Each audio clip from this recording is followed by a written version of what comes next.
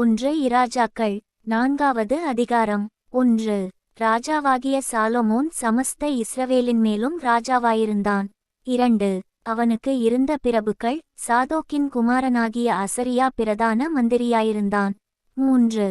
சீசாவின் குமாரராகிய ஏலிகோரேப்பும் அகியாவும் சம்பிரதிகளாயிருந்தார்கள். அகிலூதின் குமாரன் யோசபாத் மந்திரியாயிருந்தான். 4. யோய்தாவின் குமாரன் பெனாயா படைத்தலைவனும் சாதோக்கும் அபியத்தாரும் ஆசாரியர்களுமாயிருந்தார்கள். 5. நாத்தானின் குமாரன் அசரியா மணியகாரரின் தலைவனாயிருந்தான். நாத்தானின் குமாரன் சாபூத் ராஜாவின் பிரதானியும் இஷ்டனுமாயிருந்தான். 6. அகீஷார் அரமனை விசாரிப்புக்காரனும் அப்தாவின் குமாரன் அதோனீராம் பகுதி விசாரிப்புக்காரனுமாய் இருந்தான். 7. ராஜாவுக்கும் அவன் அரமனைக்கும் வேண்டிய உணவுப் பொருள்களைச் சேகரிக்கிற 12 மணியகாரர் சாலொமோனுக்கு இஸ்ரவேல் தேசமெங்கும் வைக்கப்பட்டிருந்தார்கள். அவர்கள் மாதத்துக்கு ஒவ்வொருவராக வருஷம் முழுவதும் பராமரித்து வந்தார்கள். 8. அவர்கள் நாமங்களாவன: ஊரின் குமாரன், இவன் எப்பிராயீம் மலைத்தேசத்தில் இருந்தான். 9.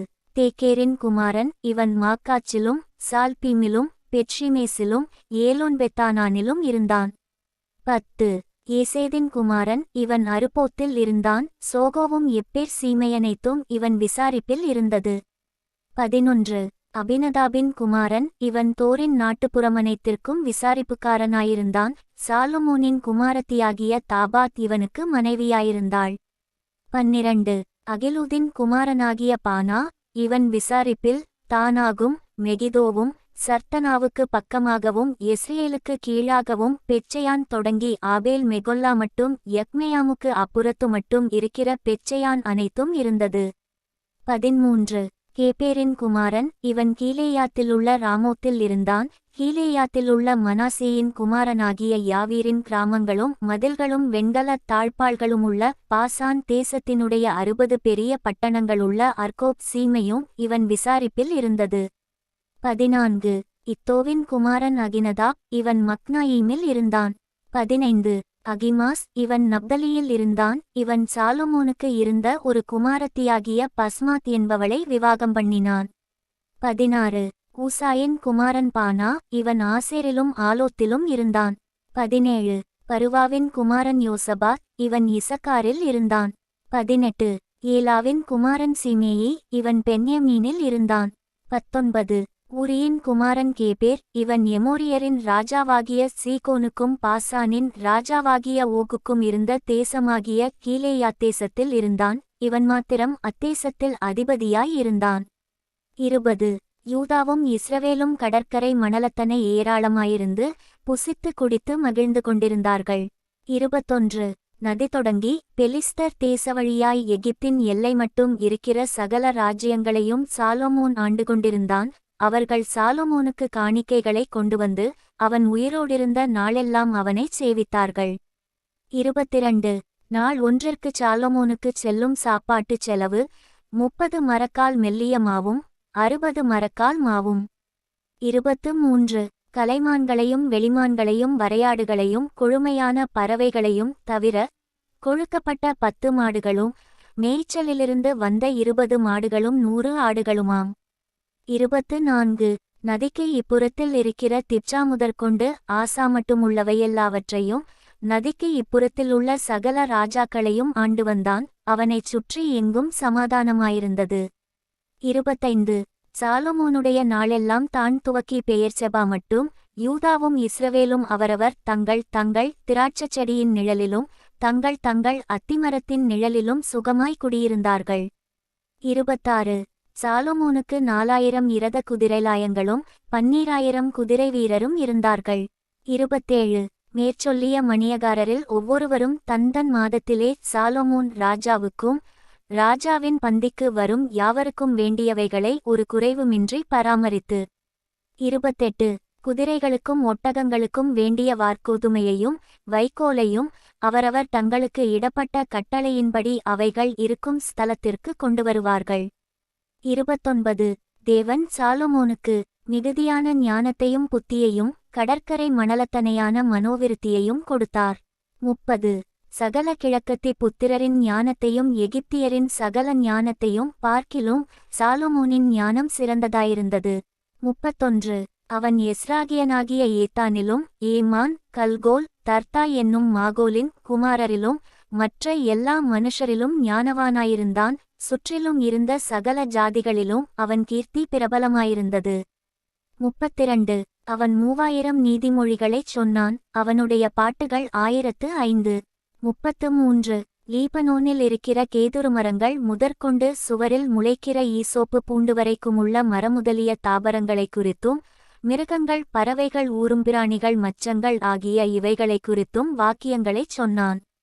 34 சாலொமோனின் ஞானத்தை குறித்து கேள்விப்பட்ட பூமியின் சகல ராஜாக்களிடத்திலுமிருந்து நானாஜாதியான ஜனங்களும் அவனுடைய ஞானத்தை கேட்கிறதற்கு வந்தார்கள். 1 இராஜாக்கள் 5வது அதிகாரம். 1 சாலொமோனை அவனுடைய பிதாவின் ஸ்தானத்தில் ராஜாவாக அபிஷேகம் பண்ணினார்கள் என்று தீருவின் ராஜாவாகிய ஈராம் கேள்விப்பட்டு தன் ஊழியக்காரரை அவனிடத்தில் அனுப்பினான். ஈராம் தாவீதுக்குச் சகல நாளும் சிநேகிதனாயிருந்தான். 2 அப்பொழுது சாலொமோன் ஈராமினிடத்தில் ஆட்களை அனுப்பி 3 என் தகப்பனாகிய தாவீதின் சத்துருக்களை கர்த்தர் அவருடைய பாதங்களுக்கு கீழ்ப்படுத்திவிடுமளவும் அவர்கள் தம்மைச் சுற்றிலும் செய்கிற யுத்தத்தினால் அவர் தம்முடைய தேவனாகிய கர்த்தருடைய நாமத்திற்கு ஆலயத்தைக் கட்ட அவருக்கு கூடாதிருந்தது என்று நீர் அறிந்திருக்கிறீர்.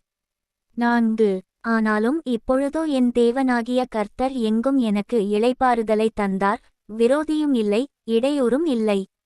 5 ஆகையால் நான் உன் ஸ்தானத்தில் உன் சிங்காசனத்தின்மேல் வைக்கும் உன் குமாரனே என் நாமத்திற்கு ஆலயத்தைக் கட்டுவான் என்று கர்த்தர் என் தகப்பனாகிய தாவீதினிடத்தில் சொன்னபடியே என் தேவனாகிய கர்த்தரின் நாமத்திற்கு ஆலயத்தைக் கட்டவேண்டும் என்று இருக்கிறேன்.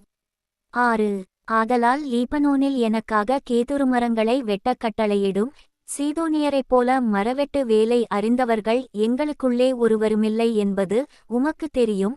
அதற்காக என் வேலைக்காரர் உம்முடைய வேலைக்காரரோடே இருப்பார்கள். நீர் சொல்வதின்படியெல்லாம் உம்முடைய வேலைக்காரரின் சம்பளத்தை உமக்கு கொடுப்பேன் என்று சொல்லச் சொன்னான். 7 ஈராம் சாலொமோனின் வார்த்தைகளை கேட்டபோது மிகவும் சந்தோஷப்பட்டு அந்த ஏராளமான ஜனங்களை ஆளும்படி தாவீதுக்கு ஒரு ஞானமுள்ள குமாரனை கொடுத்த கர்த்தர் இன்று ஸ்தோத்திரிக்கப்படுவாராக என்று சொல்லி 8 ஈராம் சாலொமோனிடத்தில் மனுஷரை அனுப்பி நீர் எனக்குச் சொல்லியனுப்பின காரியத்தை நான் கேட்டேன். கேதுருமரங்களுக்காகவும் தேவதாரி விருட்சங்களுக்காகவும் உம்முடைய விருப்பத்தின்படியெல்லாம் நான் செய்வேன். 9 என் வேலைக்காரர் லீபனோனில் இருந்து அவைகளை இறக்கி கடலிலே கொண்டுவருவார்கள். அங்கே நான் அவைகளை தெப்பங்களாக கட்டி நீர் நியமிக்கும் இடத்துக்கு கடல் வழியாய் அனுப்பி அவைகளை அவிழ்த்து ஒப்பிப்பேன். அங்கே நீர் அவைகளை ஒப்புக்கொண்டு என் ஜனங்களுக்கு ஆகாரங்கொடுத்து என் விருப்பத்தின்படி செய்ய வேண்டும் என்று சொல்லச் சொன்னான். 10 அப்படியே ஈராம் சாலொமோனுக்கு வேண்டிய மட்டும் கேதுருமரங்களையும் தேவதாரி விருட்சங்களையும் கொடுத்து கொண்டு வந்தான். 11 சாலொமோன் ஈராமின் அரமனைக்கு போஜனத்திற்காக 20,000 கலம் கோதுமையையும் இடித்து பிழிந்த ஒலிவமரங்களின் 20 கல எண்ணெயையும் கொடுத்தான். இப்படி சாலொமோன் ஈராமுக்கு வருஷாந்தரம் கொடுத்து வந்தான். 12 கர்த்தர் சாலொமோனுக்குச் சொல்லியிருந்தபடியே அவனுக்கு ஞானத்தை தந்தருளினார். ஈராமுக்கும் சாலொமோனுக்கும் சமாதானம் உண்டாயிருந்து இருவரும் உடன்படிக்கை பண்ணிக்கொண்டார்கள். 13 ராஜாவாகிய சாலொமோன் இஸ்ரவேலரெல்லாரிலும் ஊழியத்துக்கு 30,000 அமஞ்சை ஆட்களை பிடித்தான். 14 அவர்களில் ஒவ்வொரு மாதத்திற்கு 10,000 பேரை மாற்றி மாற்றி லீபனோனுக்கு அனுப்பினான். அவர்கள் 1 மாதம் லீபனோனிலும் 2 மாதம் தங்கள் வீடுகளிலும் இருப்பார்கள். அதோனீராம் அந்த அமஞ்சை ஆட்களின் மேல் விசாரிப்புக்காரனாயிருந்தான். 15 சாலொமோனிடத்தில் சுமை சுமக்கிறவர்கள் 70,000 பேரும் மலைகளில் மரம் வெட்டுகிறவர்கள் 80,000 பேரும். 16 இவர்களைத் தவிர வேலையை விசாரித்து வேலையாட்களை கண்காணிக்கிறதற்கு தலைமையான விசாரிப்புக்காரர் 3,300 பேரும் இருந்தார்கள்.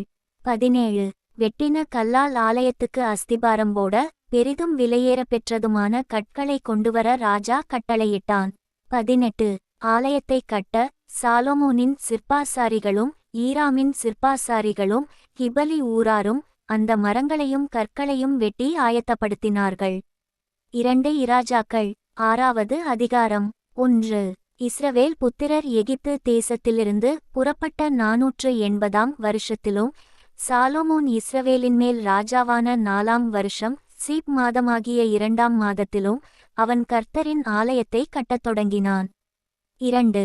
சாலொமோன் ராஜா கர்த்தருக்கு கட்டின ஆலயம் 60 முழ நீளமும் 20 முழ அகலமும் 30 முழ உயரமுமாயிருந்தது. 3.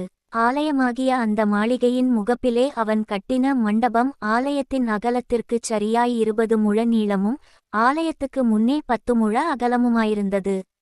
4. பார்வைக்கு குறுகிப்போகிற ஒடுக்கமான ஜன்னல்களை ஆலயத்திற்குச் செய்வித்தான். 5.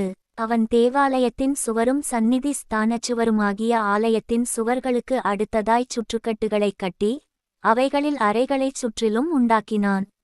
6. கீழே இருக்கிற சுற்றுக்கட்டு 5 முழ அகலமும் நடுவே இருக்கிறது 6 முழ அகலமும் மூன்றாவதாயிருக்கிறது 7 முழ அகலமுமாயிருந்தது. அவைகள் ஆலயத்தினுடைய சுவர்களிலே தாங்காத படிக்கு ஆலயத்தைச் சுற்றிலும் புறம்பே ஒட்டுச்சுவர்களைக் கட்டுவித்தான். 7. ஆலயம் கட்டப்படுகையில் அது பணிதீர்ந்து கொண்டுவரப்பட்ட கற்களாலே கட்டப்பட்டது. ஆகையால் அது கட்டப்படுகிறபோது சுத்திகள் வாச்சிகள் முதலான எந்த இருப்பு ஆயுதங்களின் சத்தமும் அதிலே கேட்கப்படவில்லை. 8. நடு அறைகளுக்கு போகிற வாசற்படி ஆலயத்தின் வலதுபுறத்தில் இருந்தது. சுழற்படிகளால் நடு அறைகளுக்கும் நடு அறைகளிலிருந்து 3வது அறைகளுக்கும் ஏறுவார்கள். 9. இவ்விதமாய் அவன் ஆலயத்தைக் கட்டி கேதுருமர உத்திரங்களாலும் பலகைகளாலும் ஆலயத்தை மச்சுப்பாவி முடித்தான். 10. அவன் 5 முழ உயரமான சுற்றுக்கட்டுகளை ஆலயத்தின் மேலெங்கும் கட்டுவித்தான். அவைகள் கேதுருமரங்களால் ஆலயத்தோடே இணைக்கப்பட்டிருந்தது. 11. அப்பொழுது கர்த்தருடைய வார்த்தை சாலொமோனுக்கு உண்டாயிற்று. அவர் 12. நீ என் கட்டளைகளின்படி நடந்து என் நீதி நியாயங்களை நிறைவேற்றி என் கற்பனைகளின்படியெல்லாம் நடந்து கொள்ளும்படிக்கு அவைகளைக் கைக்கொண்டால் நீ கட்டுகிற இந்த ஆலயத்தைக் குறித்து நான் உன் தகப்பனாகிய தாவீதோடே சொன்ன என் வார்த்தையை உன்னிடத்தில் நிறைவேற்றி 13. இஸ்ரவேல் புத்திரர் நடுவிலே வாசம்பண்ணி என் ஜனமாகிய இஸ்ரவேலை கைவிடாதிருப்பேன் என்றார். 14. அப்படியே சாலொமோன் ஆலயத்தை கட்டி முடித்தான். 15. ஆலயத்துச் சுவர்களின் உட்புறத்தை தளம் தொடங்கிச் சுவர்களின் மேல்மச்சுமட்டும் கேதுரு பலகைகளால் மூடி இப்படி உட்புறத்தை மரவேலையாக்கி ஆலயத்தின் தளத்தை தேவதாரி விருட்சங்களின் பலகைகளால் தளவரிசைப்படுத்தினான். 16. தளவரிசை தொடங்கிச் சுவர்களின் உயரமட்டும் ஆலயத்தின் பக்கங்களை தொடர்ந்திருக்கிற 20 முழ நீளமான மறைப்பையும் கேதுரு பலகைகளால் உண்டாக்கி உட்புறத்தை மகா பரிசுத்தமான சந்நிதி ஸ்தானமாக கட்டினான். 17. அதன் முன்னிருக்கிற தேவாலயமாகிய மாளிகை 40 முழ நீளமாயிருந்தது. 18. ஆலயத்திற்குள் இருக்கிற கேதுரு மரங்களில் மொக்குகளும் மலர்ந்த பூக்களுமான சித்திரவேலை செய்திருந்தது. பார்வைக்கு ஒரு கல்லாகிலும் காணப்படாமல் எல்லாம் கேதுருமரமாயிருந்தது. 19. கர்த்தருடைய உடன்படிக்கை பெட்டியை வைக்கிறதற்கு ஆலயத்துக்குள்ளே சந்நிதி ஸ்தானத்தை ஆயத்தப்படுத்தினான். 20. சந்நிதி ஸ்தானம் முன்புறமட்டும் 20 முழ நீளமும் 20 முழ அகலமும் 20 முழ உயரமுமாயிருந்தது. அதை பசும்பொந்தகட்டால் மூடினான். கேதுருமர பலிபீடத்தையும் அப்படியே மூடினான். 21. ஆலயத்தின் உட்புறத்தை சாலொமோன் பசும்பொந்தகட்டால் மூடி சந்நிதி ஸ்தானத்தின் மறைப்புக்கும் பொன் சங்கிலிகளை குறுக்கே போட்டு அதை பொந்தகட்டால் மூடினான். 22. இப்படி ஆலயம் முழுவதும் கட்டித் தீருமட்டும் அவன் ஆலயம் முழுவதையும் பொந்தகட்டால் மூடி சந்நிதி ஸ்தானத்திற்கு முன்பாக இருக்கிற பலிபீடத்தை முழுவதும் பொந்தகட்டால் மூடினான். 23. சந்நிதி ஸ்தானத்தில் ஒலிவமரங்களால் 2 கேருபீன்களைச் செய்து வைத்தான். ஒவ்வொன்றும் 10 முழ உயரமாயிருந்தது. 24. கேருபீனுக்கு இருக்கிற ஒரு செட்டை 5 முழமும் கேருபீனின் மற்ற செட்டை 5 முழமுமாய் இப்படி ஒரு செட்டையின் கடைசி முனை தொடங்கி மற்ற செட்டையின் கடைசி முனை மட்டும் 10 முழமாயிருந்தது. 25. மற்ற கேருபீனும் 10 முழமாயிருந்தது. 2 கேருபீன்களும் ஒரே அளவும் ஒரே திட்டமுமாயிருந்தது. 26. ஒரு கேருபீன் 10 முழ உயரமாயிருந்தது. மற்ற கேருபீனும் அப்படியே இருந்தது. 27. அந்த கேருபீன்களை உள்ள ஆலயத்திலே வைத்தான். கேருபீன்களின் செட்டைகள் விரித்திருந்ததினால் ஒரு கேருபீனின் செட்டை ஒரு பக்கத்துச் சுவரிலும் மற்ற கேருபீனின் செட்டை மறுபக்கத்துச் சுவரிலும் தொடத்தக்கதாயிருந்தது. ஆலயத்தின் நடுமையத்தில் அவைகளின் செட்டைகள் ஒன்றோடொன்று தொடத்தக்கதாயிருந்தது. 28. அந்த கேருபீன்களை பொன்தகட்டால் மூடினான். 29 ஆலயத்தின் சுவர்களையெல்லாம் அவன் சுற்றிலும் உள்ளும் புறம்புமாக கேருபீன்களும் பேரீந்துகளும் மலர்ந்த பூக்களுமான சித்திரங்களும் கொத்து வேலைகளுமாக்கினான். 30 உள்ளும் புறம்புமாயிருக்கிற ஆலயத்து தளவரிசையையும் பொன்தகட்டால் மூடினான். 31 சந்நிதி ஸ்தானத்தின் வாசலுக்கு ஒலிவமரங்களால் இரட்டை கதவுகளைச் செய்தான். மேல் சட்டமும் நிலைகளும் மறைப்பின் அளவில் 1/5 பங்காயிருந்தது. 32 ஒலிவமரமான அந்த இரட்டை கதவுகளில் அவன் கேருபீன்களும் பேரீந்துகளும் மலர்ந்த பூக்களுமான சித்திரங்களைச் செய்து அந்த கேருபீன்களிலும் பேரீந்துகளிலும் பொன்பதியத்தக்கதாய் பொன்தகட்டால் மூடினான். 33 இப்படி தேவாலயத்தின் வாசலுக்கும் ஒலிவமர நிலைகளைச் செய்தான். அது சுவர் அளவில் 4 பங்காயிருந்தது. 34 அதன் 2 கதவுகளும் தேவதாரி பலகைகளால் செய்யப்பட்டிருந்தது. ஒரு கதவுக்கு 2 மடிப்பு பலகைகளும் மற்ற கதவுகளுக்கு 2 மடிப்பு பலகைகளும் இருந்தது. 35 அவைகளில் கேருபீன்களும் பேரீந்துகளும் மலர்ந்த பூக்களுமான சித்திர வேலையைச் செய்து சித்திரங்களுக்குச் சரியாகச் செய்யப்பட்ட பொன்தகட்டால் அவைகளை மூடினான். 36 அவன் உட்பிராகாரத்தை 3 வரிசை வெட்டின கற்களாலும் 1 வரிசை கேதுரு பலகைகளாலும் கட்டினான். 37 4ஆம் வருஷம் சீப் மாதத்திலே கர்த்தருடைய ஆலயத்துக்கு அஸ்திபாரம் போட்டு. 38 11ஆம் வருஷம் பூல் என்னும் 8ஆம் மாதத்திலே அந்த ஆலயம் முழுதும் சகல சட்டதிட்டத்தின்படியே 1 பங்கும் குறையாமல் கட்டித் தீர்ந்தது. அவன் அதை கட்டி முடிக்க 7 வருஷம் சென்றது.